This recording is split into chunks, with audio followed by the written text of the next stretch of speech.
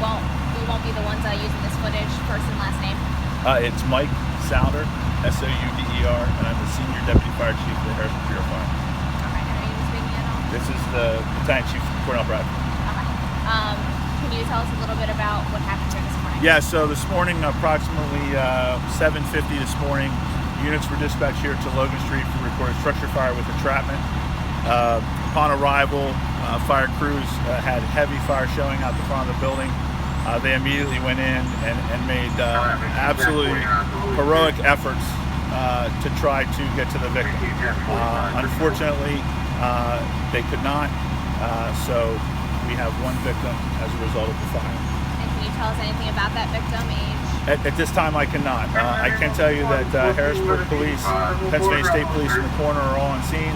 This is an active investigation, and when they have more information, they'll release that probably later today. You can't tell us if it was an adult or a child? No, not at this time. Everything's under investigation.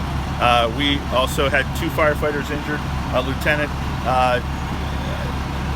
almost burned himself up trying to make that room. I mean, he got probably 3/4 of the way through it, and then it just pushed him back out.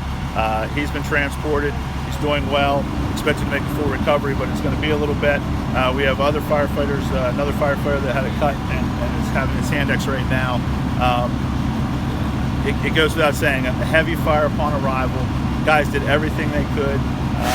Police department, citizens, I mean, everybody, tried to do whatever they could do, and just unfortunately sometimes it just isn't enough, and it's tragic, and our prayers go out for the family and everyone involved with the loss, and I know our guys are beat up.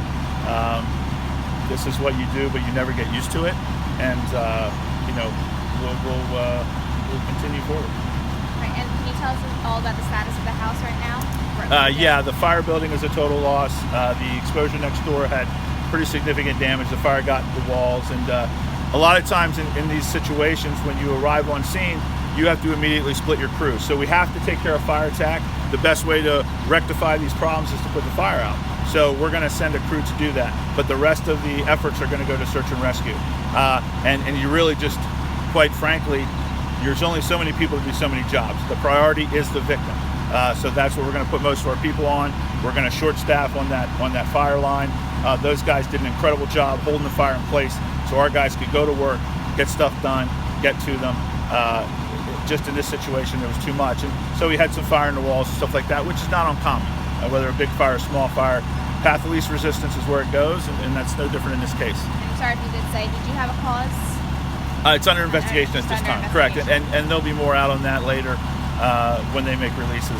You'll be able to talk to them. And you have touched on this, the emotional toll on the firefighters and the family. Are you going to be putting any type of counseling together for the for the fire department personnel? Absolutely. We have counseling all the time.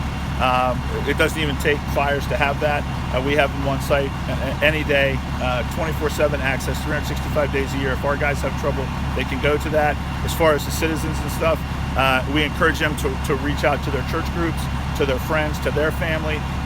In these situations, the best thing you can do is talk about it. A lot of times you don't want to, and then that's where the problems happen. Law enforcement does it all the time. EMS does it all the time. Fire service rescue does it all the time. You just have to express it, get it out there, talk. Everybody's going through the same thing, and a lot of times just talking it out. I talked to 2 individuals at the back of the house today that obviously were upset about it, their neighbors, and I talked to them for a couple of minutes and told them they've got to reach out. Don't hold it inside, get out, talk to somebody. That's what we do. That's what you got these networks for. Thank you, I appreciate that. Yeah, thanks, sir.